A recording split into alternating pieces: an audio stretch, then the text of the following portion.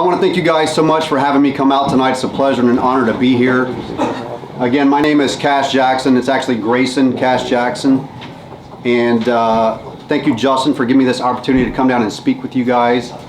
I want to thank Brian and the DuPage chapter. Had a great time with them a couple weeks ago, and then got to go out with them over the weekend in a parade. Had a wonderful time. Got to meet quite a few people and shake a lot of hands. So for those of you who don't know me, which I know that's the majority of you, some of you have already taken the liberty of investigating my Facebook pages and the things that I do and my activism, the roles that I play, and I appreciate that. I appreciate you guys looking into me and sending me your questions about who I am and what I'm about. I'm a small town country kid from the backwoods of Louisiana, and I never in my wildest imagination ever dreamed that I would be seeking a nomination for governor from the Libertarian Party in the state of Illinois. There's no way I could have possibly planned that out. I retired from the United States Navy after 20 years, just about 6 months ago. I thoroughly enjoyed my service. I got to travel the world over. I circumnavigated the globe a couple of times, albeit we did cheat because we went to the top of the globe and we did the smallest circle possible. But I circumnavigated the globe. And I don't want to spend the next few minutes talking about what we all already know are the issues here within the state. I'd like to reserve that time for when you guys open up questions. I'd rather you guys get to know me and who I am as a person. What am I about? I'm primarily about family. That's what drives me, is family. And I think in large part that the state of Illinois is suffering tremendously in that aspect. And I know a lot of people aren't going to see eye to eye or agree with me in this area. But I think if you were to hear me out for more than 5 minutes, and I can't do it right now, but for greater than 5 minutes, I really think that you would see the trickle-down effect and how it's impacting you, your families, and your communities. And it's all central to the judicial system and how it operates, not just in the state of Illinois, but nationwide. I've done a tremendous amount of research into these areas, and our people are suffering. And that's what I believe the Libertarian Party is about. We're about freedom. We're about liberty. And if we're truly about those things, about freedom and liberty, we must be willing to step outside of our comfort zone. We must be willing to do things that the other parties will not do. And they're not going to do them. Why? Because they stand to earn something by doing nothing. Their inaction is how they profit. The Libertarian Party, I don't believe, in my mind, based on what I've seen, what I've heard from the candidates, and from meeting with people all across the state, you guys are not about that. And I think that that's where I really relate to this party. I never considered myself a libertarian. I always believed I was a Republican because I'm very conservative in nature. If you ask me about my belief systems as a conservative, I'll tell you.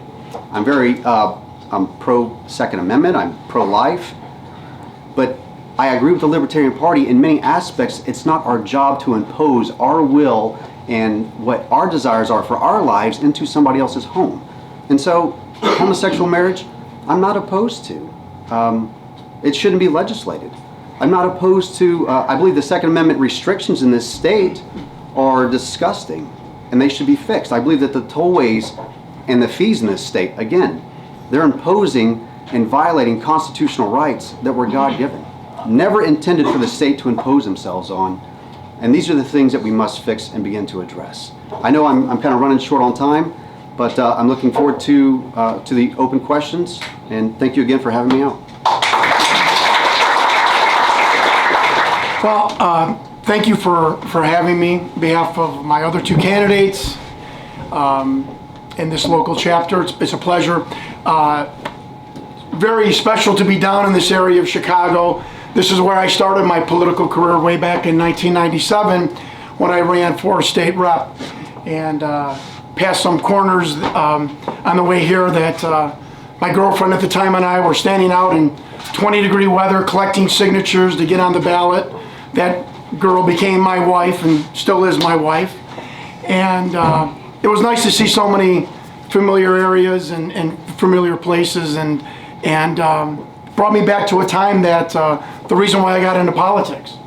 You know, I always believe that politics is not about 4th of July parades, it's not about partisanship, it's about changing people's lives with your legislation. I know that in the current climate right now, that's not basically what we see today, especially in Illinois, but that's something I hope that we're all trying to change. A little bit about myself. I just turned 50 years old on Saturday. I joked with the DuPage party that my wife said, you know, most guys when they turn 50, they buy a red sports car. My husband runs for governor. That joke got over better at the other place. But anyways, my name is John Stewart, and I am running for governor for the state of Illinois. I'm a 50-year-old businessman. I'm an automobile dealer on the far northwest side of Chicago. Family business, same location, same corner, same neighborhood, 35 years. Very proud of that. Had very hardworking mom and dad. My dad is still in the business with me, and we enjoy a really great reputation and one of now the oldest used car dealerships in Chicago, now that so many people have felt the economic crunch. My past, as some of you know, I was in sports entertainment, or as I know it, professional wrestling. I did that out of college after playing football at the University of Memphis. I did that for around 15 years, and that really got me comfortable in front of a microphone. You know, when you go out into the ring, basically in something that looks like your underwear, you're, you know, being in front of 25, 30, 100 people with a mic is, you know, not so scary.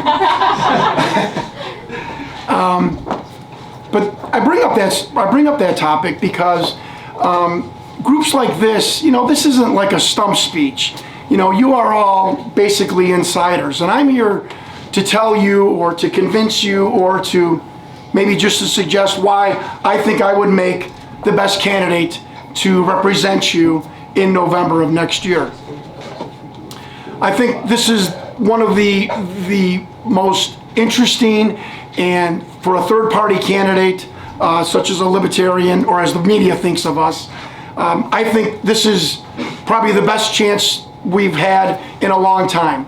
State's $13 billion in unpaid bills, another $129 billion in promised pension payments over the next 20 years. We are bankrupt, and it's time. It's the ability for a Libertarian candidate to stand there and say, the Democrats obviously don't have the solution, and obviously the Republicans don't have the solution. And to be in that type of situation, going into a primary or general election is wonderful for this organization, for the Libertarians. And I think I can capitalize that. But, you know, probably the Libertarian candidate's not going to have millions of dollars. And we've discussed this a lot with the DuPage chapter and the Lake County chapter. And I think there's going to be three things that are going to be demonstrative on if a Libertarian candidate has a chance. It's the media, debate, and money.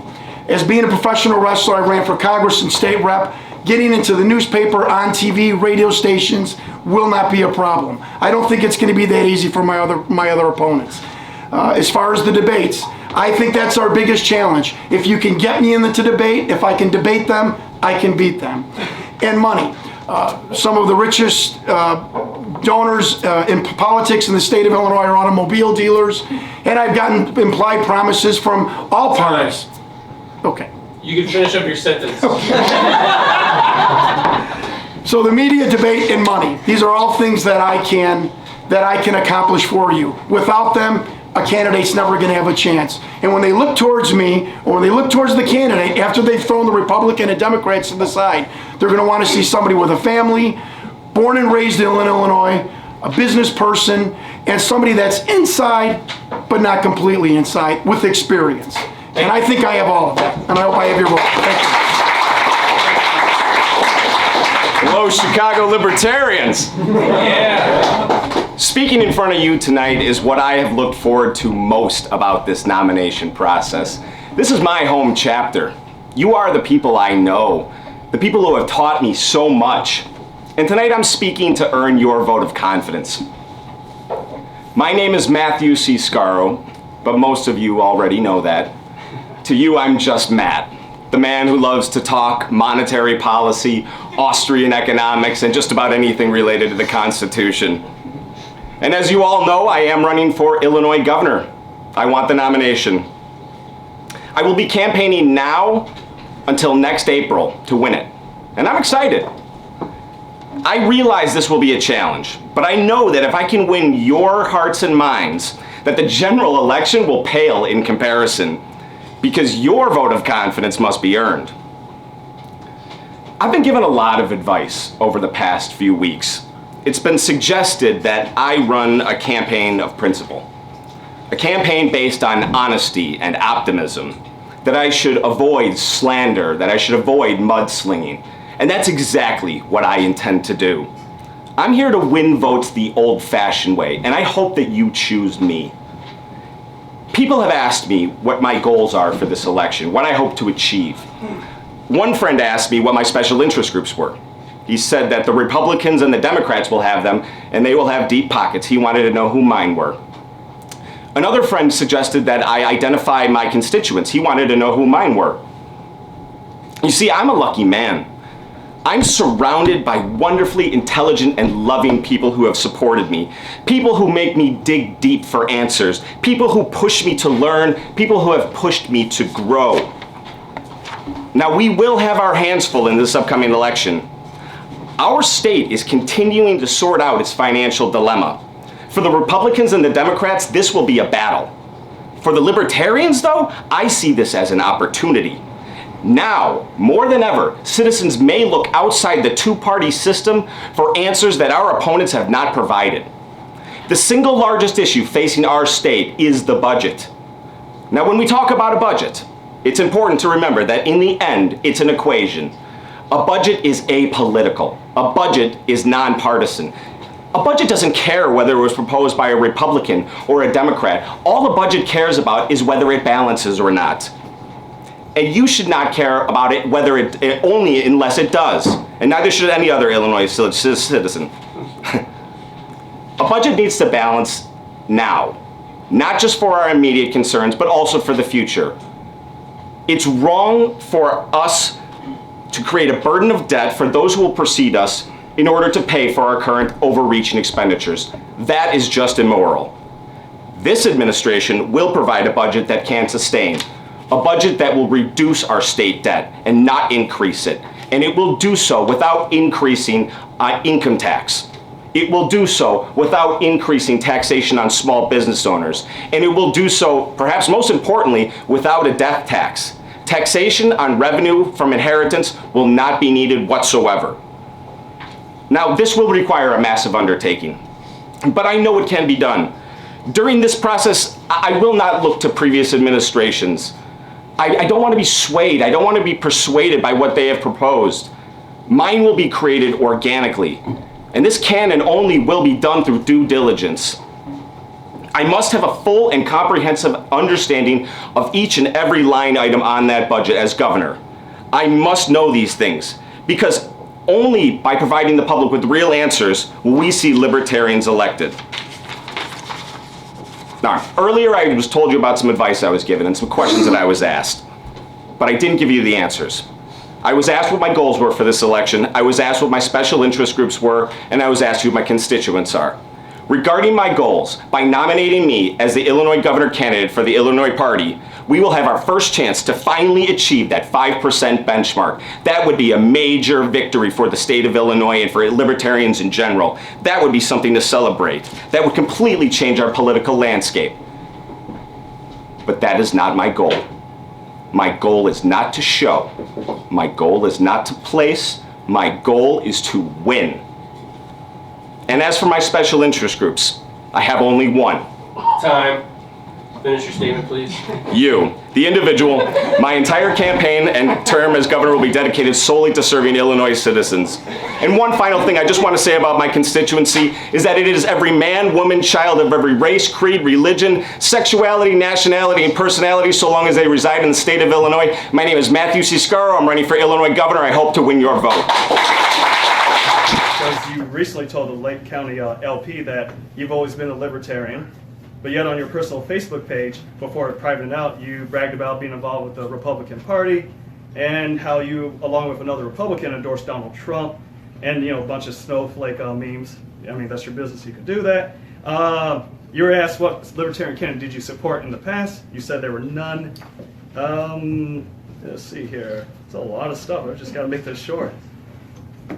So pretty much getting straight to the point, why would anyone want to support your candidacy for government for the Libertarian Party if you're, you know, supposedly not in line with the ideologies And why should they take your candidacy seriously? Well, how do you know that I'm not in line with the ideologies? In 2008, I ran my last race in the GOP party for Congress. At that time, I was in what I call my political wilderness. In 2011, I joined the party of the Libertarian Party. Let me say that again. In 2011, I joined your party. I never once said that I didn't support any Libertarian candidates. I supported Donald Trump because I thought only a billionaire, millionaire without special interests could truly shake up Washington. And he had the money to do it and the star power to do it. I was not going to vote for Gary Johnson because of some of the I'm sorry. I'm not going to vote for, we're all insiders here. I'm not going to vote for somebody that intimates oral sex on camera. I have a 14 and a 15-year-old daughter, and makes an idiot out of himself. I'm not going to vote for somebody. I'm not going to vote for somebody that doesn't know what the Holocaust in Aleppo was. I don't think that's, off. I mean, if we're talking about true honesty, I'm going to vote for people that I feel for. And for the governor race, I wasn't going to vote for Chad Grimm. I've had everyone tell me in the world that Chad Grimm was a terrible candidate. So would you admit that as a recent... Sorry, we had that question already. Yeah, so and you're, back schedule here. Again, I joined this party in 2011. I have supported candidates. I have voted for some of the candidates. I am not going to go through what I voted for in 08 and 11 and 14. I voted for Mark Kirk. He's one of my best friends. I voted for Bruce Rauner because I thought he had the money and without the special interest to change Springfield. He didn't do it. That's why I'm running. So again, I joined this party in 2011. I think this party was started in 1971. We better be embracive to everyone coming over to our party, from Democrats, Republicans, Reform Party. If you're doing this to me, when I joined in 2011.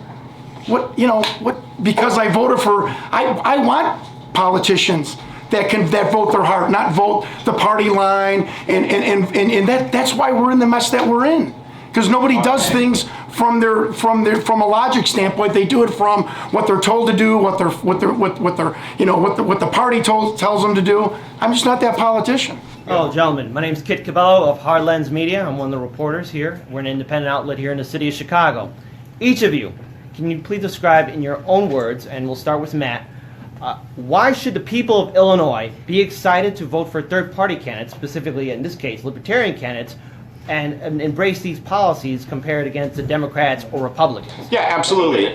I'm going to provide real answers that the citizens want to hear.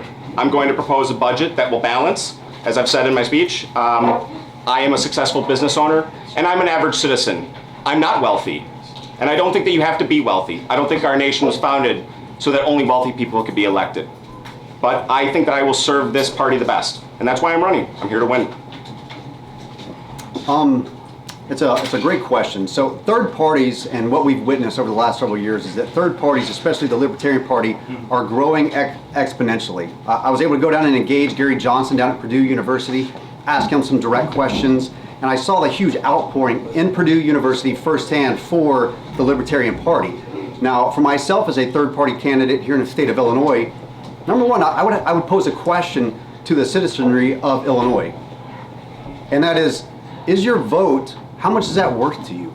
Is it worth $1? Is it worth multi-million dollars? Because that's what we're using our money for, is to elect individuals who are buying their office. They're investing. Ronner just pledged $50 million of his own money to purchase an office. At what point in time are the personnel of Illinois going to be accountable, not just to their legislators, but to themselves? When are they going to say to themselves, you know what, I have had enough. And because I've had enough, I'm going to look to some other person, a third party, a fourth party candidate that represents my values, who comes from a working family, who knows what it is to work for a living. Somebody that relates to me on a daily basis. I really truly think that the people of Illinois are ready for that. I can sum it up in one word: freedom. Freedom. Freedom to go to Springfield, unencumbered by special interests, by the rigid and stiff party rules, the leaders of the parties telling you what to do, how to do it, when to do it. the freedom to look into the camera, speak to the people of Illinois and say, I'm a business owner, I'm a father, I'm a parent, I'm a husband, I'm a citizen, I grew up here, and I have the freedom to tell you what it is. And sometimes we're going to tell people not what they want to hear, but what they need to hear. And the freedom in that. And whether, regardless of what you think about Donald Trump, candidates like him are resonating with voters because they're speaking how voters in their own minds think that, you know, what they want to hear and what they know they should hear. So the ability and the freedom to be candid with the people of Illinois, I think, is going to be the greatest strength of any candidate of the Libertarian Party. All right. Who else has a question? Hello, Gentlemen Action Committee and Communications Committee member of the Chicago Libertarian Party. Not a gotcha question, but what are your views on the current state of education in the state of Illinois, and what changes would you make, or what recommendations would you make? What do you foresee being part of your platform as governor in regards to public education? I'd like to take that. Great question. Next week, hopefully, if not the week after, I'll be meeting with Karen Lewis, who is with the Teachers Union. I've had a couple of conversations with her now via email. I said something wrong a couple of weeks ago, that the state the public school system is spending $12,000 per kid when private is spending $9,000. Now I've heard it's $18,000 to $20,000 per kid, and private school is $10,000 to $11,000. That's an astronomical amount, and getting no results. Democrats controlling our education system. You are going to have to reform the teacher's pension. There's just no two ways around it.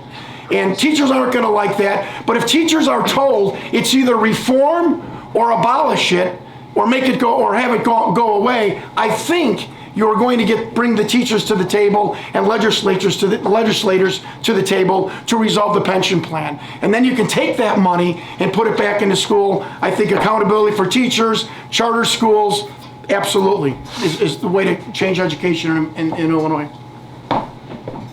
So look, we got over 9,000 administrators through the state of Illinois with six-figure salaries who are promised upwards of $3 million in pension benefits upon their retirement.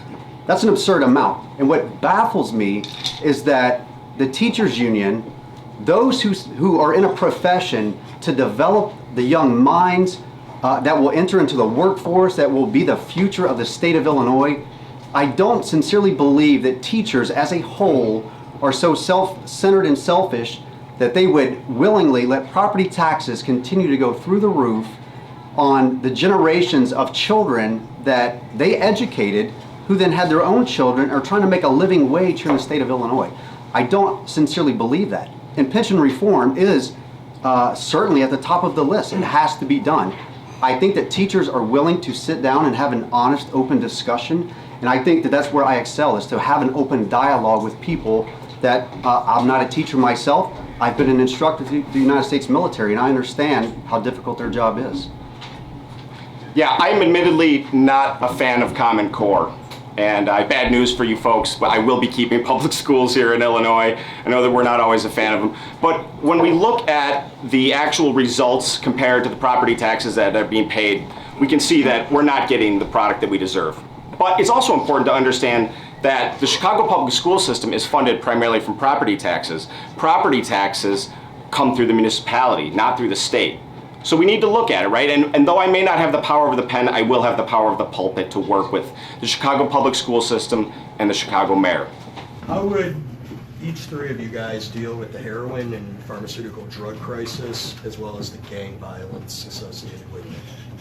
Yeah, okay, so that is not going to be an easy answer. And I'll just tell you the truth about that. So obviously having illegal drugs within the state is what allows gangs to flourish, right? So when people go to a gang, it's not that they want to go and do something illegal. These are not animals. These people are looking for a society. They're looking for an entrepreneurial effort. I would rather allow the private sector to flourish so that they have alternatives other than selling illegal drugs. But I also don't like the idea of putting people in cages who have not hurt anyone else. Great question, thank you.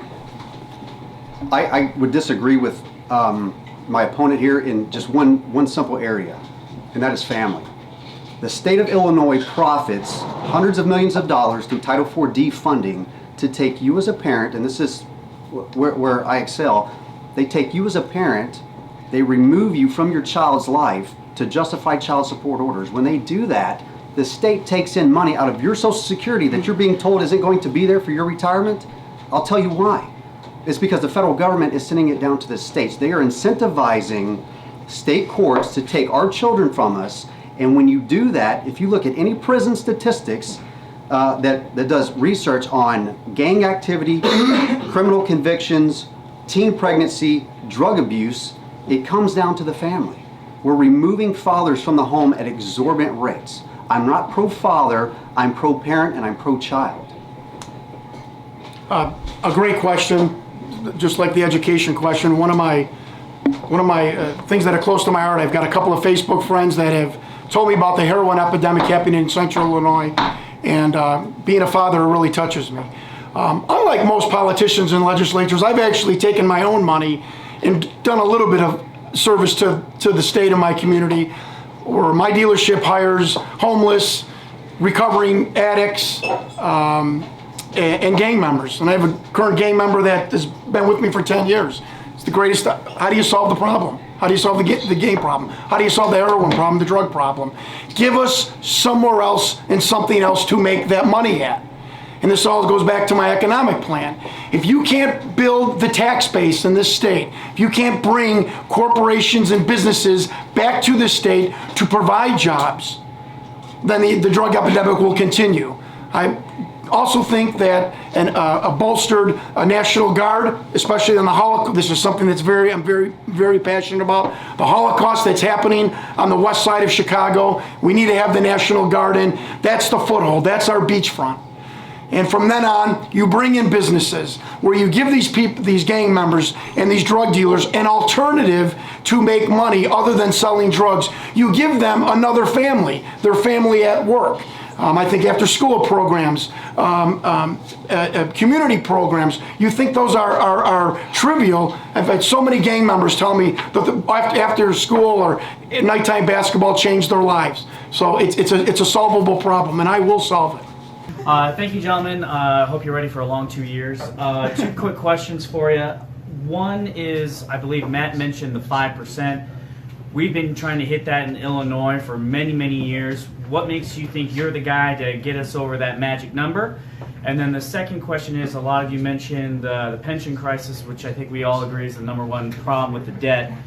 They've tried to pass reforms before, and it's been declared unconstitutional. So what's your plan to either come up with a way to work around that, or something that's viable, or another way to try and reduce the budget issues? With all due, first of all, 2 great guys here, and I hope to continue my friendship with them for the next couple of years. But I'm here to be frank and to tell the truth. You know, how would you get past the 5%? You need a candidate that's going to be able to garner the media attention, and I've proven that. You know, I've had cover stories done on me in the New York Times, Los Angeles Times, you know, all Chicago newspapers, radio stations, television stations covered all 3 of my campaigns. I've been a pundit and a guest on O'Reilly, Hannity and Combs, MSNBC, you name it. And the only way you're going to break through is a charismatic candidate that can get the media attention. And I have proven that. This is not by rote. And yeah, I'm going to have to use the pro wrestler angle. I'm just going to have to use that. It's what worked in the past, which will work in the future. But once that gets me my foot in the door, like always, and I speak from my heart, and we speak factually, and we speak about actual issues, then I think that, like before, it resonates with people, especially the media.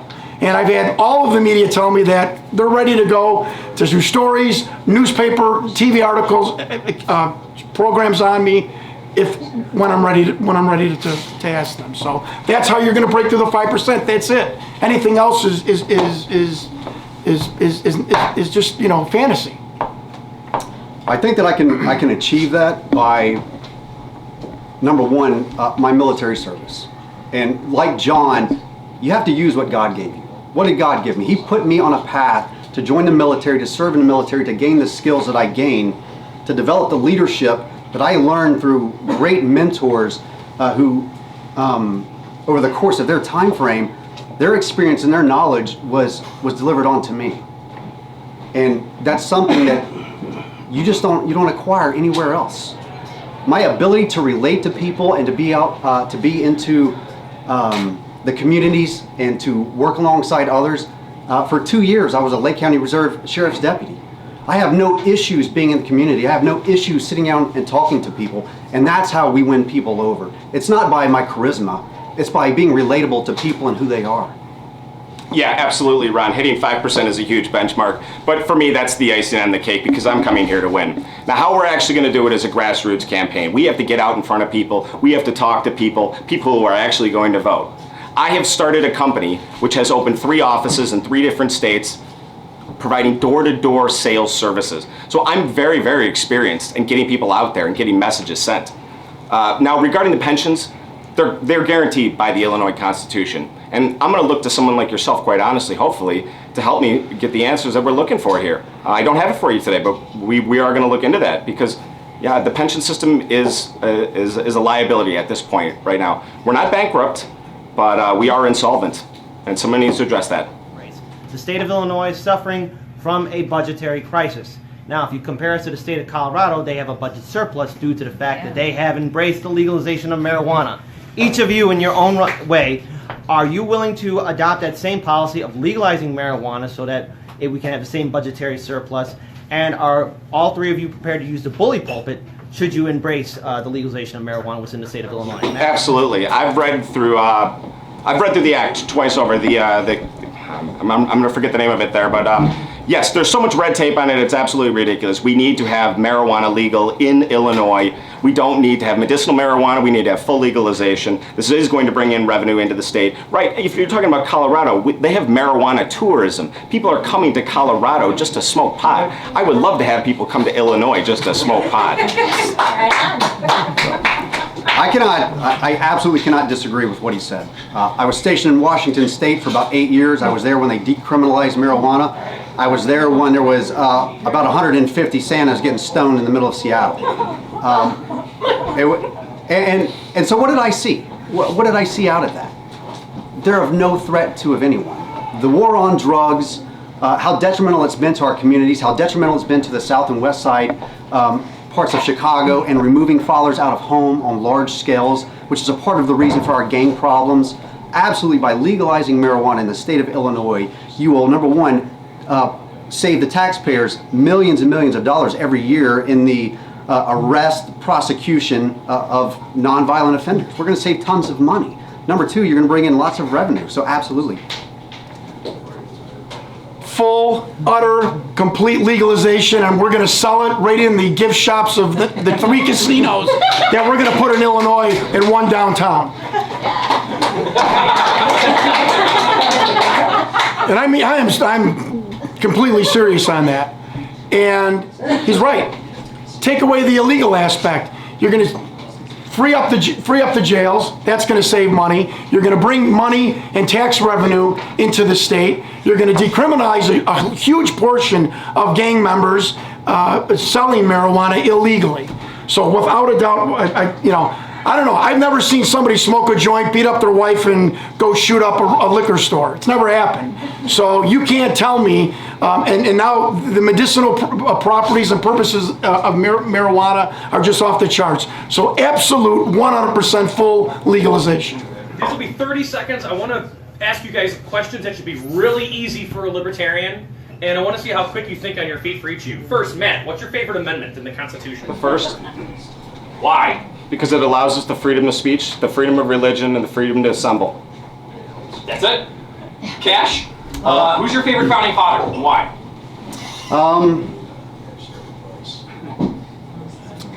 That's a hard question. Shouldn't be. Well, that's why I picked these. My favorite founding father, I think, would have to be, God, I don't know. You've stumped me. Thomas Jefferson. Or Benjamin Franklin. I mean, I don't know. I read a That's why I want to see how you guys think on your feet. but you're good. You stopped me. John, who's your Now, favorite? wait a minute, remember, I've had 500 chair shots to my head in wrestling, so. Hopefully you'll remember one of these. Who's your libertarian standpoint? Who's your favorite president, and why? My favorite president? I want to say Teddy Roosevelt. Why? Why? Because he was courageous, he was brave. Charging up San Juan Hill, small movement, small thing, but made history. And I think bold moves make history. And TR believed in the American spirit. And I think that's what you need. That's what you need in a president and in a leader. You have to believe in the people, believe in what you're doing. And there wasn't anybody, I think, that loved this country more than him. That's why he's one of my heroes. Would you suggest jail time to judges that are corrupt and take children out of the homes and alienate children from their parents? When I ran for Congress, when I ran for state rep, they laughed at me when I said that I want the tattletale bill. That means I want every politician, every legislature, including judges, I want a minute by minute of their daily events. Who they're talking to, what meetings they're in, what they're doing, what they're reporting, and this is clearly identifiable on the internet. I think it's even more important now, especially after talking with Kash, that the family court system in this state is irrevocably broken, but it needs to change. Holding judges accountable, absolutely. It's the only way you're going to get reform in anything. Holding anybody that has that are caretakers of our laws. Jail time, that's what I said. Oh, absolutely, absolutely. If they've broken a law, absolutely. No one is above the law. That's one of the greatest concepts and precepts of this nation. Judges enjoy judicial immunity. No other group in our country can claim that. That by violating somebody's most basic human and constitutional rights, they do that day in and day out with a smile on their face, and I know because it happened to me. Absolutely, they shouldn't just serve jail time. They should serve hard labor for what they do because, and I'm not joking, because they are entrusted with that which is the most fundamental to us, and that is our laws. That is what binds us. That is what maintains us as a society and our integrity. And when they violate the trust of the people, it's not just a mere violation. It's not just a class 4 felony. That is treason. And for treason, they should do hard jail time. Regarding that question, if you show me the law, I will show them the long arm of the law. I will incarcerate them if they have broken it. If they haven't broken a law, then I can't put them in jail for it. But I think that we need to look at the system itself. Perhaps that's just a symptom of an underlying disease. When we live in a state where a single family household gets more money through welfare, we are incentivizing single family households. Perhaps we should look at that as opposed to the individuals.